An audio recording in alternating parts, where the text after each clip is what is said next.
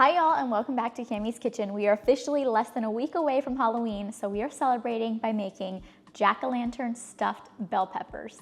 First things first, we are going to prep our bell peppers. Then we'll chop up our fresh veggies. These are going to add tons of flavor to both our rice and our beef filling. After that, we'll get our rice washed and into the rice cooker, since that will take the longest to cook. While the rice is cooking, we'll saute our red onions and garlic until they're beautifully fragrant, then brown up our ground beef until it's nice and flavorful. To that, we'll add fresh parsley, homemade tomato sauce, cheese, and our fluffy white rice to pull everything together.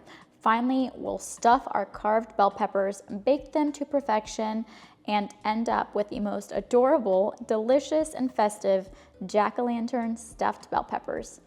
Let's do it. Carving pumpkins is one of my favorite Halloween traditions, so this recipe is incredible because it allows your kids to get involved in the kitchen, and these are so much easier to carve than pumpkins. Sometimes that skin can be so hard to break through. These are really soft and will be amazing and delicious when you stuff them. A little tip to keep in mind when you go to the store, however, to get these peppers is to try to get some that stand up on their own. These are going to be the best peppers because you're going to be able to take the tops off, fill them, and then they'll still be able to stand kind of on their own as little bowls. Since our bell peppers are rinsed off and nice and clean, we're going to start by cutting the tops off, then carefully removing all of the seeds and edges so we have a clean cavity for our filling.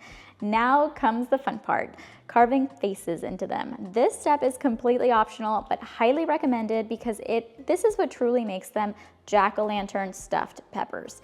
Be creative, have fun with it. I'm using an X-Acto knife since I couldn't find a small enough knife, but any small knife will work. Once your peppers are carved out, hold on to the tops and set everything aside. Stop it right now. How cute are these, y'all? How can something be this delicious and this fun to make? Like, I love doing crafts, so this is my kind of recipe. Also, make sure you hold on to the tops, especially if presentation is a big thing for you like it is for me, because it really does make a difference. I mean, look, he looks like he's got a little hat on. Because I like to save time in the kitchen, we're going to chop up our veggies for both our rice and our ground beef at the same time. We'll start with some fresh garlic. How much you use is totally personal preference, but I recommend at least 2 cloves for your ground beef and 1 for your rice. Garlic is such a game changer for flavor, so do not skip it. Next, let's chop up our green onion. This is for the rice. Honestly, I have never made rice without green onion because it really gives a delicious deep flavor that you just don't get otherwise. Now we're going to chop up half of our red onion. You can use a different type of onion if you prefer, but I love red onion here because it's sweeter, and when it caramelizes in the pan with the ground beef, it really gives that amazing rich flavor that we want for our savory filling. Last but definitely not least, let's chop up some parsley. I know I usually use parsley as a garnish, but I really do love the way it tastes when it's cooked into a dish.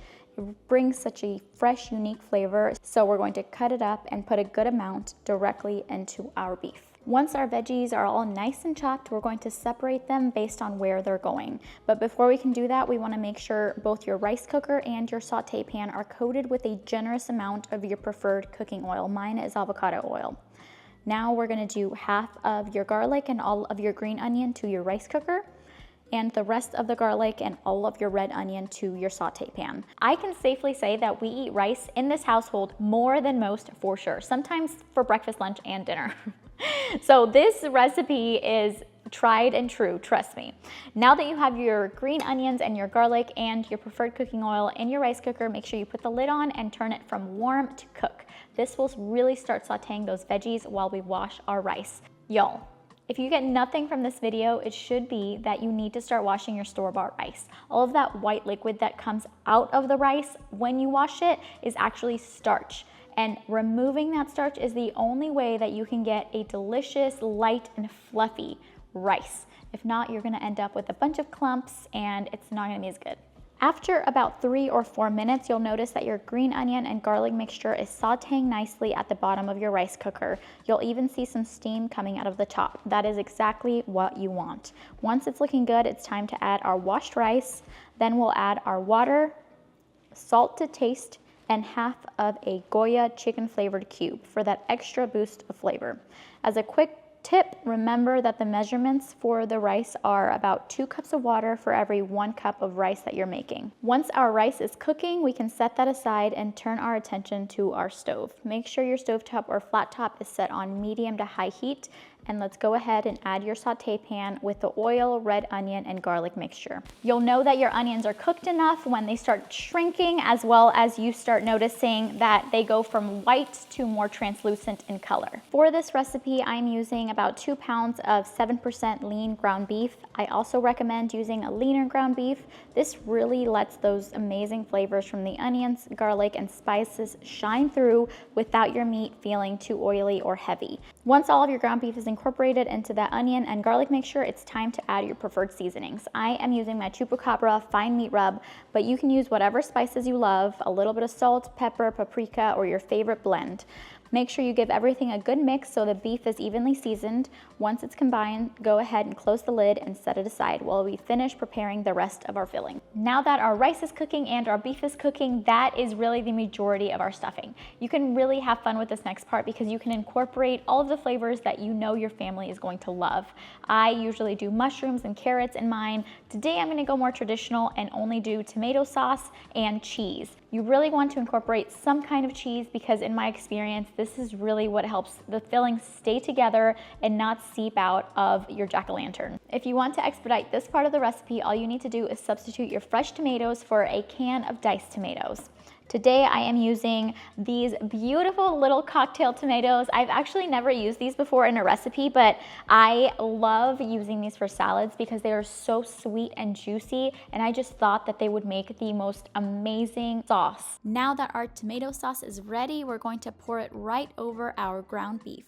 Then add in the fresh chopped parsley we set aside earlier.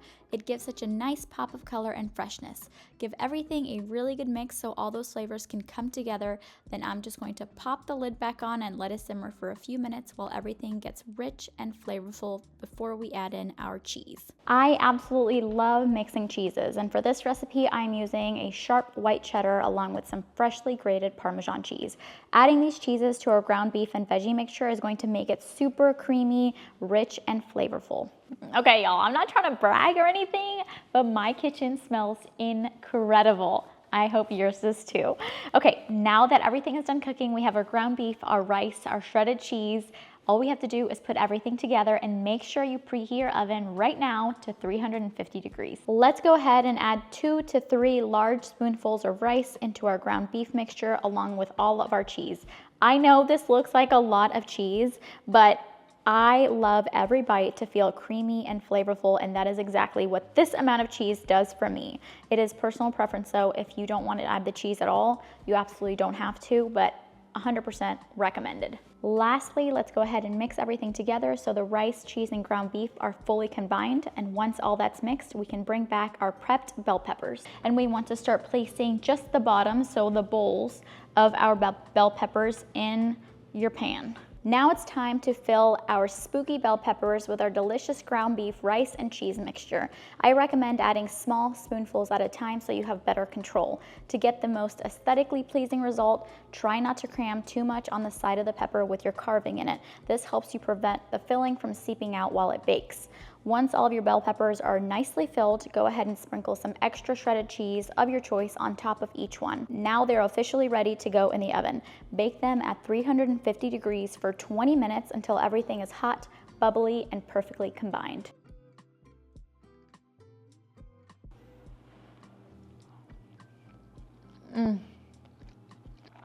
Wow, it is so crazy what just 20 minutes cooking inside of this pepper, all of that flavor that soaks up into this rice mixture. Holy cow, that is unbelievable. And there you have it, folks, the most delicious, most cheesy, and most festive stuffed bell peppers. I promise if you try this recipe, it will be 100 times worth it when you see the look on your baby's face when you put this on the plate. They are so fun and so flavorful. I really hope y'all try these at home. I hope everybody has a safe and fun Halloween, and I will see you guys next time. Bye.